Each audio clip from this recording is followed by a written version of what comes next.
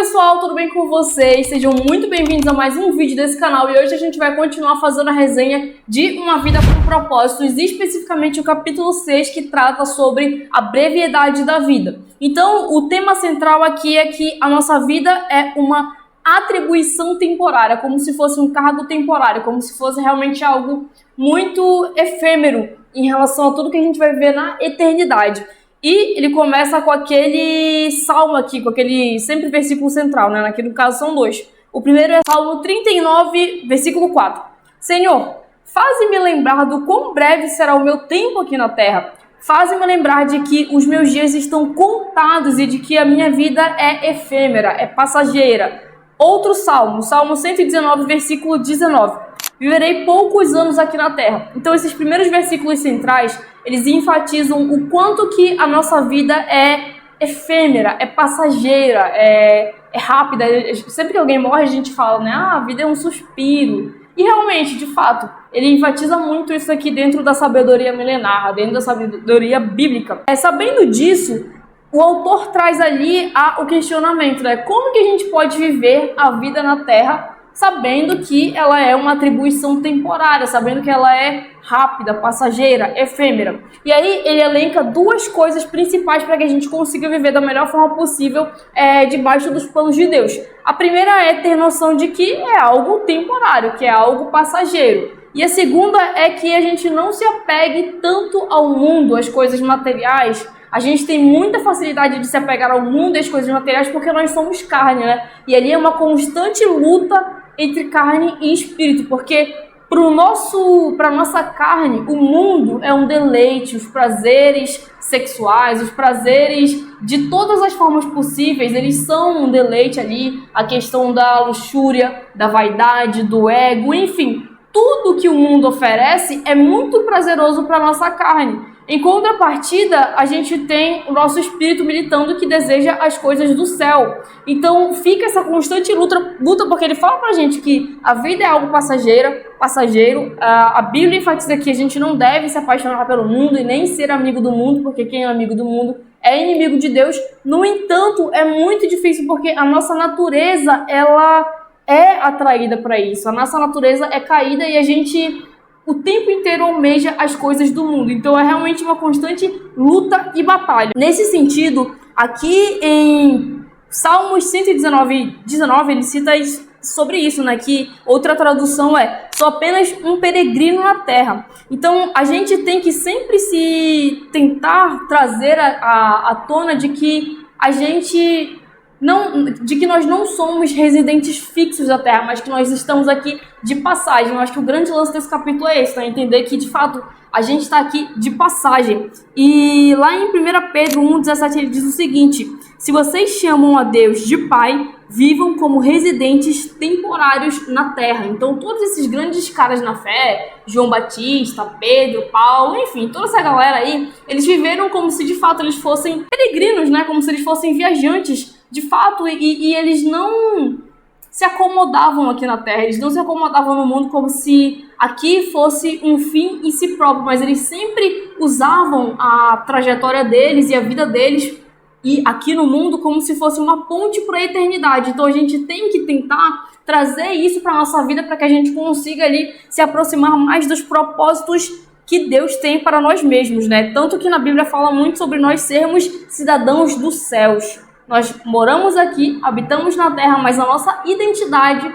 tem que ser firmada em ser um cidadão do céu. É isso que traz aqui esse capítulo, é interessante, inclusive. Lá em Tiago 4, versículo 5, ele diz o seguinte: aquele, pois, que quiser ser amigo do mundo, constitui-se inimigo de Deus, que foi o que a gente acabou de falar aqui, né? Então, de fato, é uma luta contra carne e espírito ali, porque a própria Bíblia fala que se a gente se apaixonar pelo mundo, pelos prazeres mundanos, a gente vai se constituir inimigo de Deus. Então, de fato, a gente precisa a todo custo se afastar das paixões mundanas. Tanto que acho que é lá em 1 Timóteo, 2 Timóteo, eu não lembro. Ele fala, né, sobre a gente buscar se afastar das paixões da mocidade. No primeiro momento parece chato, parece difícil, parece complicado, porque todas as vezes que a gente entra naquela questão de querer obedecer, quando a gente fala sobre obediência, que a gente pensa que é algo chato, que é algo ruim, que é algo difícil, Mas, na verdade, se Deus estabeleceu um critério ali para que você possa obedecer, significa que ele está tentando te proteger de alguma forma, que aquilo vai gerar um benefício, né? Tanto que, se a gente for trazer aqui a questão do Jardim do Éden, Deus falou para que a mulher e o homem não comessem lá do fruto proibido, porque não era para eles comerem. E mesmo que Deus não tivesse dado uma explicação explícita sobre o porquê, porque a gente tem essa necessidade, né, de muitas vezes entender o porquê que Deus faz o que faz, porquê que ele estabelece regra tal, X, Y, Z, mas entenda que todas as regras que Deus estabelece, elas são para o nosso benefício, para a nossa proteção. Então, no momento que Adão e Eva desobedeceram a ordem de Deus, eles caíram, né? Eles ali atribuíram para si várias maldições e para nós também, né, que somos descendentes deles. Então, todas as vezes que Deus atribui uma ordem e alguma coisa que remeta ali a você necessariamente precisar obedecer, entenda que é algo que vai gerar um benefício para você. Não entendo, tenta mudar esse drive da sua cabeça de que obedecer é algo ruim, sendo que não é. Por mais que exista a necessidade de um sacrifício, mas obedecer a Deus sempre vai te trazer um benefício equivalente ou até maior do que aquele sacrifício que você fez para obedecer. Por mais que seja difícil aqui a gente negar o mundo, saiba que isso vai ser muito bom a longo prazo para você. Aqui em 1 Pedro, capítulo 2, versículo 11, ele diz o seguinte: amigos, este mundo não é a casa de vocês, por isso, não se sintam à vontade nele. Não deem espaço para o ego à custa da sua alma. Nossa, eu achei muito legal esse versículo aqui, porque é muito fácil a gente se perder no nosso ego, a gente se perder na vaidade, a gente se perder na luxúria, no egoísmo, nos prazeres mundanos, é muito fácil. Então a gente tem que o tempo inteiro estar alerta, sabe? E de fato, não se sentir à vontade no mundo, porque não é a nossa casa, embora também exista o paradoxo de que a gente mora aqui e de que Deus também quer que nós sejamos felizes aqui, que nós desfrutemos aqui. Então é algo ali que é complexo, tem uma linha tênue e de fato eu acho que a gente só consegue entender certas coisas quando Deus de fato não só revela a palavra, mas faz com que a gente viva aquilo na nossa vida física. Então, eu acredito que isso daqui que a gente está falando não vai ser entendido só do ponto de vista teórico. Isso vai ser de fato entendido quando o Espírito Santo revelar para você através de não só coisas teóricas, mas através de ações na sua vida, sabe? Porque é uma linha muito tênue entre desfrutar e deleitar das coisas que Deus nos deu e ao mesmo tempo não se sentir à vontade aqui no sentido de não se apaixonar demais pelo mundo. Lá em 1 Coríntios 7:31, ele diz o seguinte: os que têm contato frequente com as coisas deste mundo devem usá-las corretamente sem criar apego, pois este mundo e tudo o que nele contém passarão. E aí aqui ele traz algo muito interessante, né? Porque ele fala, cara, beleza, você vai ter contato com o mundo, a gente tá aqui, a gente usa matéria, roupa, eu uso essa garrafa aqui, eu acho que Deus tá me dando a revelação da palavra aqui agora, hein? Então a gente gosta, nós seres humanos, a gente gosta de usar uma roupa boa, uma roupa mais cara, a gente gosta de estar num lugar bom, a gente gosta e tal.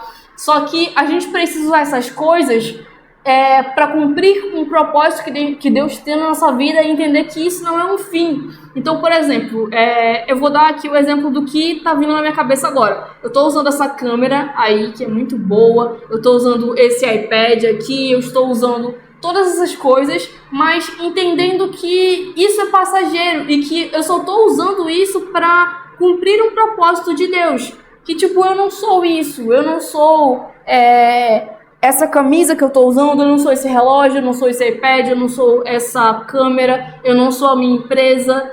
Eu só tô usando essas coisas para que eu possa cumprir os propósitos de Deus através da minha vida, seja no âmbito ministerial, no sentido cristão mesmo, evangélico, católico, enfim, de falar especificamente do reino, ou seja, na minha empresa, de forma geral, porque eu acredito que a gente pode sim cumprir o propósito de Deus através de outras áreas que não sejam necessariamente ligadas à igreja. Então, isso aqui eu achei super interessante, acabei de entender de fato aqui o que ele quis dizer. Então, ele até enfatiza aqui, né, quando ele fala usar as coisas, é que, cara, a nossa vida é um meio para cumprir um propósito eterno que Deus tem para nossa vida, e não um fim. O fim é na eternidade. O fim é depois que a vida passar, ok? E aí a gente tem esse paradoxo, né? Sobre o mundo, sobre os deleites e sobre o quanto é fácil a gente se distrair com as coisas do mundo. Lá em 2 Coríntios 4,18, Paulo diz o seguinte: porque nós não prestamos atenção nas coisas que se veem, mas nas que não se veem, pois o que pode ser visto dura apenas um pouco, mas o que não pode ser visto dura para sempre. E nós temos a tendência de ignorar, de menosprezar as coisas que a gente não consegue ver, sabe? Tem muitas... Vou dar um exemplo agora mais pessoal aqui, que não está necessariamente nesse livro, mas tem pessoas que não acreditam na física quântica porque elas não conseguem ver as ondas eletromagnéticas, as ondas sonoras, sendo que, cara, você usa Wi-Fi. E o Wi-Fi tá ali relacionado com essa parte de eletromagnetismo, de eletricidade, enfim, essa parte mais da física moderna. E mesmo que você não acredite, existe e tá funcionando. E a sua internet só pega por causa do Wi-Fi. E muitas vezes a gente tem essa concepção em relação ao mundo espiritual. A gente não vê, muitas vezes, anjos, demônios, principados, potestades, princípios espirituais. A gente não consegue ver essas coisas. E pelo fato de nós não vermos, nós muitas vezes ignoramos essas coisas e vivemos a nossa vida como se só o mundo físico existisse, sendo que a gente sabe que não é assim que funciona. Nós cristãos, principalmente a galera que já teve mais contato ali com o mundo espiritual, que já teve a experiência de ver um anjo, um demônio, um vulto, enfim, a gente sabe que, né, não é assim que funciona. A gente sabe, né, a potência, por exemplo, do que é fazer um propósito, um jejum. A gente sabe que, de fato, o mundo espiritual, ele move o mundo físico, né? Então, ele fala aqui sobre justamente a gente não focar tanto nas coisas que se veem, mas sim nas coisas que não se veem, nos propósitos espirituais, nas questões ali mais relacionadas à eternidade. E isso é difícil, cara. É muito difícil. É por isso que a gente só consegue, de fato, viver uma transformação do evangelho, a gente só consegue, de fato, cumprir o propósito de Deus se a gente tiver o apoio e o auxílio do Espírito Santo, porque a gente não consegue sozinho. A gente é tão limitado que a gente não consegue nem servir a Deus se a gente não tiver a presença dele nos ajudando, se a gente não tiver o Espírito Santo, Jesus, Deus Pai. Então a gente só vai, de fato, conseguir prestar mais atenção e focar nas coisas espirituais e deixar de lado a nossa carne quando a gente tiver uma conexão mais profunda com o Espírito Santo. Não tem como a gente viver os propósitos divinos se a gente não tiver uma íntima relação com o Espírito Santo. Quanto mais for próxima a sua relação com o Espírito Santo, mais você vai conseguir se aproximar de Deus, dos propósitos de Deus, e vai ter facilidade em se desvincular do mundo, das paixões e de todos esses pecados e tudo mais. Então, beleza.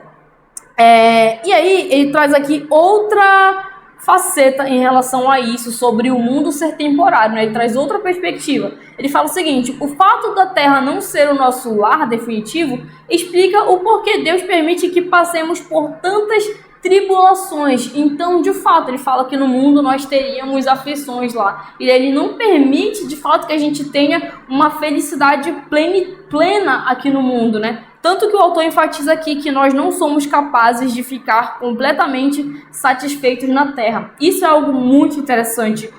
Não importa qual seja a religião da pessoa, não importa qual seja a etnia, a classe social, mas vamos falar aqui do que o mundo prega como sucesso. O mundo prega como sucesso prosperidade material. Mas vamos dizer que uma pessoa ela é próspera em todas as áreas dela. Área financeira, a área de relacionamento e a área familiar, que são as principais. Mesmo que ela seja próspera nessas três áreas, se ela não tiver uma conexão com Deus, e às vezes mesmo que ela tenha uma conexão com Deus, a gente nunca consegue estar plenamente satisfeitos. Cara, eu tenho um exemplo pessoal disso, que é o seguinte: eu queria muito morar nessa casa que eu tô morando agora, graças a Deus eu moro nela, aleluias. Mas, eu queria muito morar nessa casa aqui no Parque 10, era meu sonho. Eu lembro que eu sempre orava: Deus, eu queria tanto morar no Parque 10, e Deus me concedeu, graças a Deus. E quando eu cheguei nesse objetivo, eu lembro que era um sábado, eu tava sentada aqui e eu fiquei: caramba, eu quero mais, eu preciso de mais, agora eu quero isso. Então, é aquela frase, né? A ânsia de ter e o tédio de possuir. Então a gente não fica satisfeito com nada, por mais que a gente possa ter uma satisfação momentânea, mas a gente sempre vai buscar o novo objetivo, a gente sempre vai querer mais, nós somos insaciáveis. E eu acho que essa falta de saciedade aqui, esse apetite por mais, essa necessidade de sempre querer mais, ela não é algo que está restrito a pessoas ambiciosas, mas é algo do ser humano mesmo, sabe? E é algo que só vai ser preenchido com Deus na eternidade. Sabe aquela frase?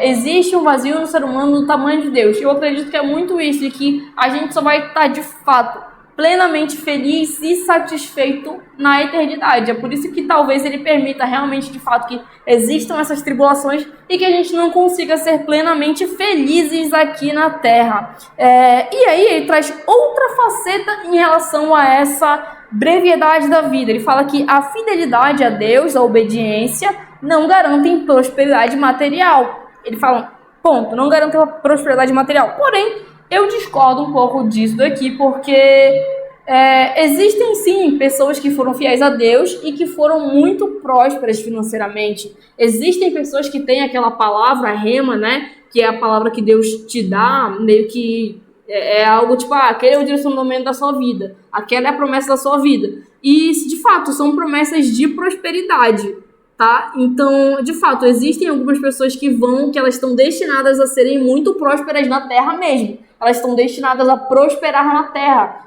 Se você for ler, por exemplo, a parte de Deuteronômio, ele fala muito sobre as bênçãos materiais e tudo mais. E Deus, de fato, promete bênçãos materiais. Você pode ver lá em relação no Salmo 1, que ele fala que o cara que anda no conselho de Deus e não anda no conselho dos ímpios, tudo que ele faz prospera. Tudo que ele faz prospera. Enfim, Deus traz muitas promessas em relação a isso. No entanto, a fidelidade a Ele não necessariamente vai resultar numa vida próspera financeiramente. Para algumas pessoas, né? Eu acredito que não são todos que têm esse destino. Mas ele traz aqui alguns exemplos. Paulo foi fiel e mesmo assim acabou na prisão. João Batista foi fiel, mas foi decapitado. Milhões de fiéis foram martirizados, perderam tudo que possuíram e chegaram ao fim da vida sem nada nas mãos. Mas o fim da vida não é o fim de tudo. Aos olhos de Deus, os maiores heróis da fé não são os que alcançaram prosperidade, fama e poder na vida, e sim os que a trataram como uma atribuição temporária e serviram fielmente, aguardando a recompensa que lhes foi prometida para a eternidade. Então ele fala, né, sobre a questão dos heróis da fé, mas aqui eu acho que é algo muito particular, especificamente daqueles mártires que começaram a implantar o Evangelho de Jesus Cristo. Não é todo mundo que vai ter esse destino, né? É claro que a gente vai sofrer, que a gente vai ser atribulado, mas não é todo mundo que tem esse destino, porque se você for parar para pensar, tem outras pessoas que foram muito prósperas na Terra, como por exemplo Jó, mas claro que foi provado, né? Como por exemplo Abraão, que era muito próspero, Jacó, enfim. Tem ali vários exemplos, então eu acho que isso aqui é só uma faceta em relação a isso, mas eu entendi o que ele falou, que é justamente sobre perceber que a morte e essa vida aqui, elas não são o fim de tudo, mas que a gente precisa aguardar, precisa colocar as nossas esperanças na eternidade. Então ele termina aqui: todos esses morreram na fé, não receberam as coisas que Deus prometera a seu povo, mas as enxergaram no futuro e ficaram alegres. Eles diziam que eram visitantes e estrangeiros nessa terra, estavam esperando uma pátria melhor, uma pátria celestial. Deus, portanto, não se envergonha de ser chamado o Deus deles, visto que eles preparou uma cidade. Então ele traz aqui essa questão, né? Essa perspectiva de que nós devemos enxergar a terra como algo passageiro e efêmero e que de fato a nossa real recompensa não é aqui, por mais que a gente possa desfrutar aqui também, mas a nossa real recompensa, a nossa real pátria é no céu. Então basicamente é isso, esse capítulo eu achei ele interessante, por mais que ele seja muito difícil de ser aplicado. Enfim, eu espero que o Espírito Santo me dê capacidade de aplicar esse capítulo na minha vida, porque por mais que eu esteja falando aqui para vocês, não significa necessariamente que eu consiga ali aplicar 100% na minha vida, mas com a ajuda do Espírito Santo a gente consegue. Espero que o Espírito Santo também te ajude a aplicar essas coisas na sua vida para que você consiga ficar mais perto ali dos propósitos do céu para a sua vida. Se você gostou desse vídeo, deixa o like aqui, se inscreve no canal e manda esse conteúdo para quem precisa assistir esse vídeo. Se você quiser me seguir nas redes sociais, estão aqui embaixo.